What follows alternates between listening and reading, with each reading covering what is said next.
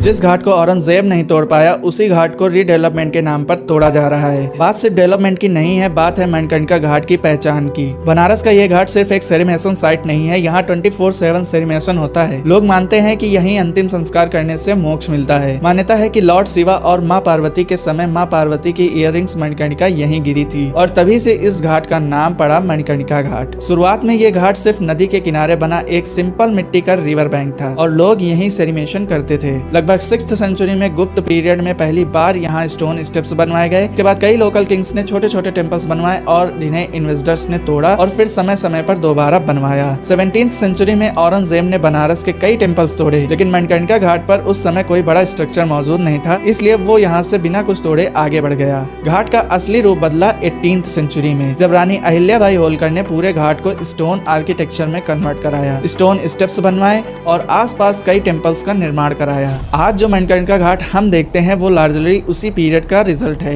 British rule में भी religious belief की वजह से इस घाट में ज्यादा बदलाव नहीं हुआ, लेकिन 2000 के बाद इंडिया की पॉपुलेशन इतनी तेजी से बढ़ी कि ज्यादातर लोग सेरिमेशन के लिए बनारस आने लगे, जिससे कंजेक्शन, नैरो एक्सेस और सैनिटेशन जैसी प्रॉब्लम शुरू हो गई, क्योंकि ये घाट 18th सेंचुरी की कैपेसिटी के हिसाब से बना हुआ था। गवर्नमेंट का कहना है कि इन्हीं प्रॉब्लम्स को सॉल्व करने के लिए मणिकर्णिका घाट का रीडेवलपमेंट किया जा रहा है, जिसमें ramps, sittings arrangement, toilet, bathrooms और लकड़ी खरीदने के लिए वुड प्लाजा बनाया जाएगा और साथ ही मूवमेंट को भी ऑर्गेनाइज्ड किया जाएगा। प्रोटेस्ट इसलिए हो रहे हैं क्योंकि रीडेवलपमेंट के दौरान कई टेम्पल्स तोड़े जाने और आइडल्स डैमेज होने के आरोप लगे हैं। यहाँ तक कि रानी अहिल्याबाई होलकर के स्टैचू को डिमोलिश करने की भी बात सामने आई है। गवर्नमेंट का क्लेम है कि सभी आइडल्स पहले से ही प्रिजर्व कर ली गई थी और रीडेवलपमेंट के बाद टेम्पल्स को दोबारा रीबिल्ड किया जाएगा। लेकिन असली सवाल यह है कि डेवलपमेंट के साथ हेरिटेज प्रिजर्वेशन कितना सीरियस है, क्योंकि मणिकर्णिका घाट सिर्फ पत्थरों से बना घाट नहीं है, ये हजारों सालों की लिविंग हिस्ट्री है। और इस पर आप लोग कमेंट करके अपनी राय जरूर देना।